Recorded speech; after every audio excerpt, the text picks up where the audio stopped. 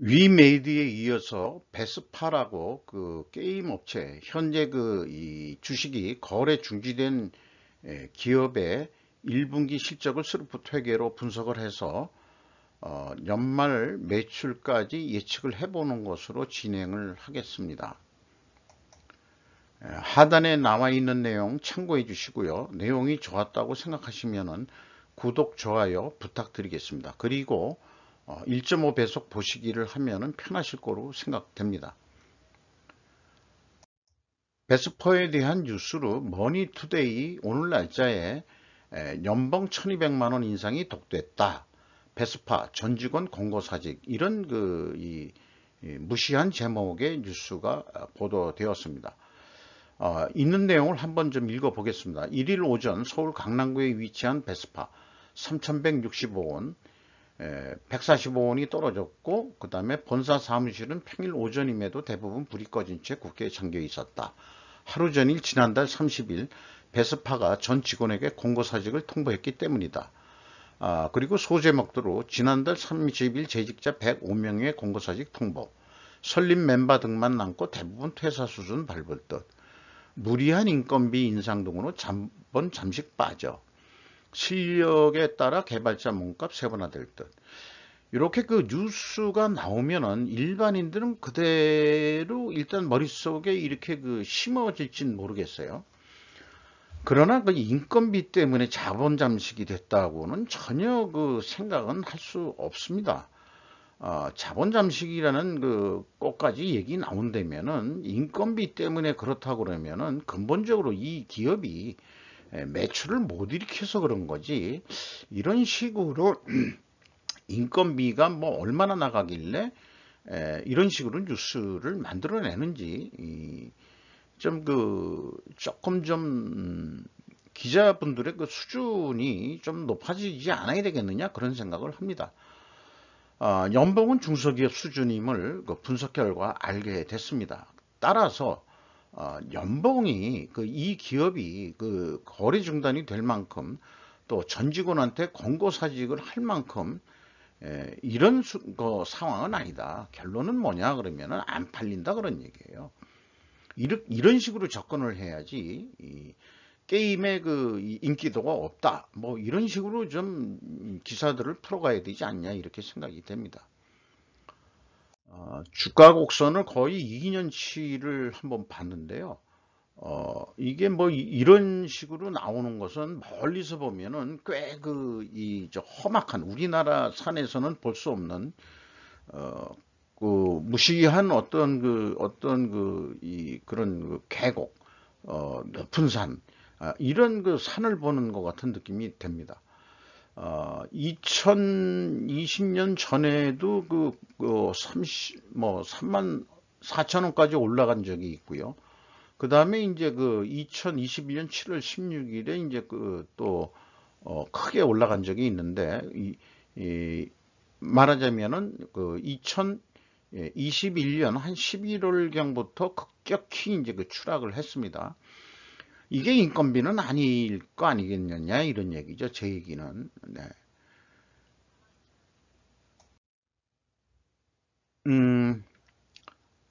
베스파에 대한 거를 좀 검색을 해보니까 베스파가 정정 기타 시장 안내 상장 폐지 관련 이의 신청서 접수 및 개선 기간 부여라고 해가지고 상장 폐지가 되진 않고 거래 중단만 돼 있는 상태로 코스콤에서 뉴스 보도 내용이 있습니다. 주가는 현재 거래 중대 상태지만 3,165원에 머물러 있고요. 주가 대비 장부 가격 대비 마이너스 785로 수출은 표현이 됩니다. 이게 이제 장부 가격이 마이너스가 됐기 때문에 이제 마이너스지, 장부 가격 대비는 그래도 785%가 현재 거래 중지 상태지만 이런 말하자면 그런 비중으로 지금 거래가 중단되어 있다 이런 얘기가 되겠습니다. 시가총액은 뭐 246억 원 되겠습니다. 96억 원이 현재 전년 말보다는 없어진 상태죠. 5% 이상 주주명을 보면은 김진수 씨가 31.19%, 이재익 씨가 8.31% 가지고 있고, 투자조합이나 투자 펀드들이 들어와 있고, 그 다음에 솔번 인베스트먼트라는 곳이 5% 이하지만은 거의 5% 가까이 4.71%를 소유하고 있습니다. 이 투자조합들이 많이 들어와 있네요. 그리고 외국인들은 이제 관심이 없는 종목이라고 할 수 있겠습니다. 언뜻 보면은 외국인들이 5% 이상 지분이 들어와 있는 데는 조금 그 안정성이 있는데 아니겠느냐, 이런 생각도 좀 해보게 됩니다. 손익 내용에 있어서 그 스르풋이 매출이 그 전년도 그 1분기에 129억 원에서 급격히 이제 그 30억 원대로 매출이 급락을 했습니다. 매출에 비례하는 변동비로서 그 지급 수수료가 57억을 해서 19억 원으로 크게 하락을 감소를 했고요.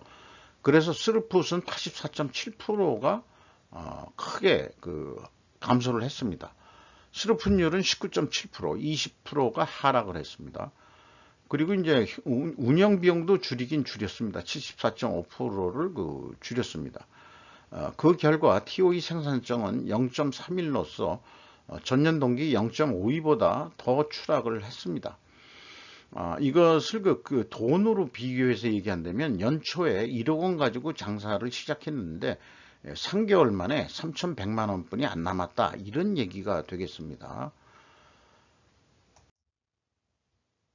비용의 성격적 분류 내용, 영업비용의 내용이나 마찬가지인데요. 지급수수료가 65.9% 감소했고 운영비용은 더 감소를 했습니다. 그 다음에 그 운영비용은 이제 그 현장 운영비용하고 동일한 게 되겠습니다. 그 제조업이 아니기 때문에 나머지 지급수수료를 제외한 모든 비용은 이제 현장 운영비용이다, 이렇게 이제 인식을 하시면은 좋을 것 같아요.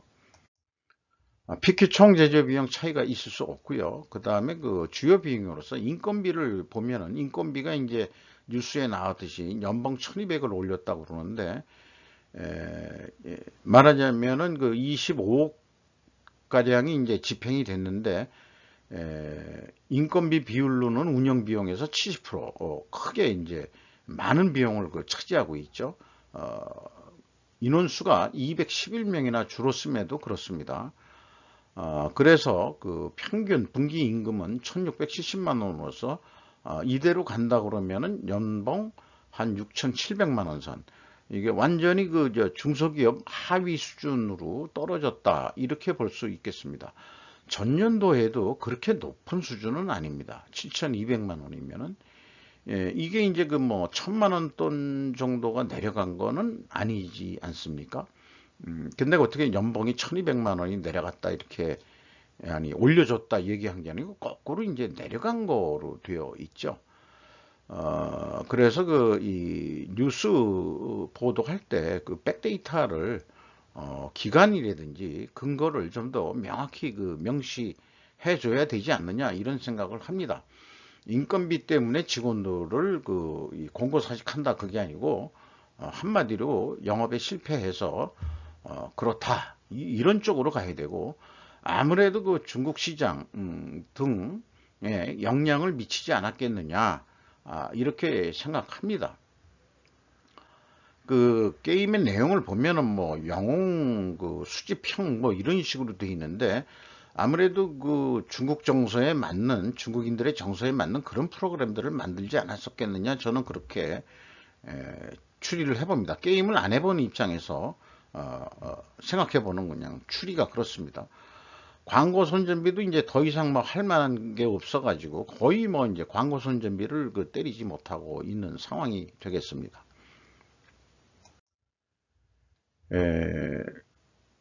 T 회전율 0.97로서 그 전년 동기보다는 그래도 조금 개선된 거로 이렇게 이제 보여집니다. 스르픈율은 크게 이제 또 하락을 했고요. 그 다음에 이제 TOE 생산성도 크게 하락을 했고, 그 다음에 이제 미래가치라는 것도 90, 뭐 거의 100% 정도 하락을 한 거로 그렇게 산출이 됩니다. 총 자산 회전율도 크게 하락을 한 거고요. 매출 채권 수금 속도도 크게 늦어지고 있습니다. 이런 상황이 되겠습니다. 거의 사업이 좀 망해가고 있는 수준이다. 이렇게 이제 볼 수 있지 않겠냐 생각이 들어갑니다. 그래서 그 2022년부터 원재료 가격이나 이제 제품 가격 추이를 공시하게 되어 있는데 서비스업이라고 대부분 얘기를 하지 않고 있습니다만은 해당이 안 된다 이렇게 얘기하지만 위메이드에서 얘기했듯이 지급 수수료 단가 같은 거를 매입 원재료 가격의 그 개념으로 인식을 해서 아마 그 공시하는 것이 바람직하지 않겠냐 이렇게 생각이 들고요. 그 주요 제품이 그 킹스 레이드라는 그 게임인 모양인데 모바일 게임으로서 영웅 수집형 RPG 그 역할 롤플레이 게임이니까 역할을 하는 그런 어떤 게임으로 되어 있습니다. 그래서 이쪽에 그 매출 구조를 보면은 설치 및 플레이는 무료이나 이용 중에 유료 결제를 할 수 있는 부분 유료화 모델을 사용하고 있으며 아이템별 3,300원에서 11만원까지 탄력적인 가격 설정에서 사용자의 구매 의욕을 충족시켜주고 있습니다라고 얘기를 하고 있습니다.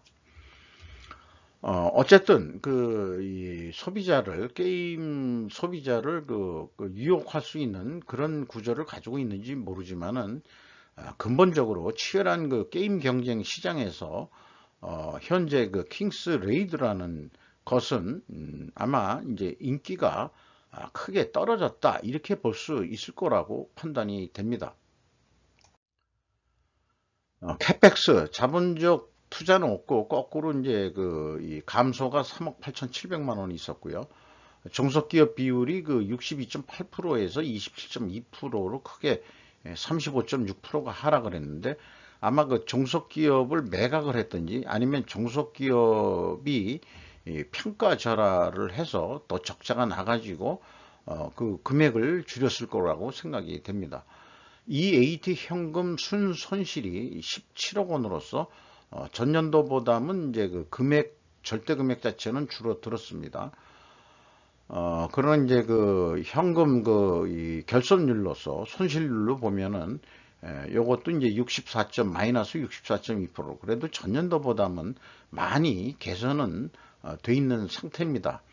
그 다음에 이제 채권자 잉여 현금 흐름은 이게 뭐 그 3,900만 원이 더 추가로 이 차입을 한 거로 돼 있는데 뭐 이게 말하자면 유동 차입금이나 비유동 차입금의 그런 그 차이에 의해 가지고 이런 게 나왔다고 생각됩니다. 이자 부채 레버리지율은 216.5%인데요. 이미 이제 경영권은 다 뺏긴 상태고 채권자들한테 전년도 492.5%였는데 216%면은 투하자본이 크게 이제 이 감소했기 때문에 적게 나오는 것으로 이렇게 되어 있습니다만 50% 이상이면은 이미 경영권은 채권자 손에 넘어갔다 이렇게 볼 수 있겠습니다. 지급이자 비율, 이자 부채, 이자율이 산출이 이렇게 되고요. 주주잉여 현금 흐름 1,100만 원이 이 주주들로부터 다시 들어온 거로 이렇게 산출이 됩니다. 요건 다음 장에서 그 내용을 말씀드리고요. 그 다음에 이제 ROE로 볼 때는 0.4%가 이제 더 들어온 거로 이렇게 되겠습니다. FEM 최종 10억 원의 현금을 잃었다 이렇게 볼 수 있겠습니다. 현금 버퍼율 리스크 대비 현금 버퍼율은 2.8%로서 매우 낮은 수준으로 간당간당한 수준을 유지하고 있습니다. 결성금률이 99.8%로 조금 개선이 된 상태입니다. 주주잉여 현금 흐름의 내용을 보면은 종전에 1분기에는 그 주식 발행 초과금의 2월 결성금 보전으로 이렇게 처리한 그거만 있습니다만은 쭉 보면은 회사의 자본거래 내용들은 이런 복잡한 내용들이 있었다는 것이 흔적이 남아 있고요. 전년 동기는 주식 기준 보상 거래로 1억 7,200만 원대 그 금액이 돈이 들어온 것으로 이렇게 되겠습니다. 이 주식 기준 보상 거래라고 한다 그러면은 아마 직원들한테 그 주식 보상을 했다 그러면은 직원들이 돈을 넣은 게 아니고 실질적으로 이제 회사에서 이 주식을 배분하면서 나눠준 그런 거로 저는 이해를 하고 있습니다. 어쨌든 이렇게 복잡한 데는 어떤 전문가가 얘기하는 데는 투자하지 않는 게 바람직하다. 뭐 이렇게 또 얘기하시는 전문가들도 있더라고요. 그래서 이 1분기 실적을 가지고 연간 매출을 예측을 해보면 원가 회계로 봤을 때 4배 정도 하면 되거든요. 그러면은 한 12억 원, 30억 원이니까 한 120억 원 정도 해야 되는데, 이게 이제 손익분기점까지 가려고 그러면은 한 220억 원은 해야 된다. 그러니까 한 100억 원을 더 해야 되는데, 과연 그럴 수 있냐 이거죠. 620%나 더 증가를 시켜야 되기 때문입니다.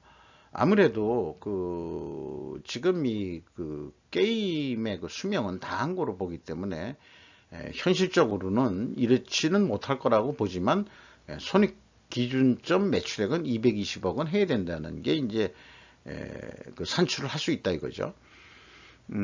그게 이제 뭐 밑에 내용대로 이렇게 반영이 돼서 나온 얘기가 되겠습니다. 스르프식으로 생각을 해도 아까 얘기한 대로 요거는 이제 그대로 현재 1분기 상태를 그대로 유지한다 그러면 122억 원 정도뿐이 이제 매출이 안 일어나는데, 이거는 이제 적자가 계속 된다는 금액인 기준인 거고요. 손익분기점을 산식으로 계산을 하면은 손익분기점을 제로로 보고서 한다 그러면 거의 390억 원을 매출을 일으켜야 된다는 그런 사실 실현 불가능한 매출액이 될지는 모르겠습니다. 이렇게 계산이 됩니다. 그런데 요거를 내부 무슨 사업계획 승인 과정이라고 생각을 하면은 역시 원가 회계하고 비슷하게 220억 정도가 매출이 일어나야만이 손익분기점 산식이 된다라고 일단 그렇게 이제 회사는 계획을 세울 수 있겠습니다. 그래서 내부 승인이 220억 원이 된다 그러면은 뭐 조금 일말이라도 조금 남는 거로 이렇게 되는데, 스르픈율은 그대로 두더라도 T 회전율을 3.6 정도였는데 0.4 정도만 매출을 좀 더 3% 정도 어떻게 좀 어떤 수술서라도 좀 해보자. 그래서 만약에 233억 원까지 매출이 일어난다면 그나마 영업이익이 한 6억 7,500만 원 정도 발생할 수 있을 것이다. 그렇게 이제 예측을 해 볼 수 있겠습니다. 이상 베스퍼에 대한 1분기 내용을 분석을 해서 연말까지 예측을 해 봤습니다. 역시 스르프 회계는 제조업을 기준으로 하는 거 있기 때문에 역시 손익 원가 회계하고의 손익 차이가 없을 경우에는 저 개인적으로는 별로 분석하는 흥미를 좀 느끼지 못합니다만은, 그러나 서비스업이라고 하더라도 이 변동비를 뭘로 볼 거냐, 이런 또 화장품업이라든지 이런 경우에 참 재미있는 분석을 할 수 있습니다. 정 오래간만에 게임 업체를 분석을 해봤는데, 그렇다고 해서 잘 나가는 게임 업체를 분석을 해 볼 것이냐 문제는 조금 더 생각해 보고 또 다른 거 할 만한 게 없을 때는 잘 나가는 게임 업체를 한 번 더 해보고 싶은 생각도 있습니다.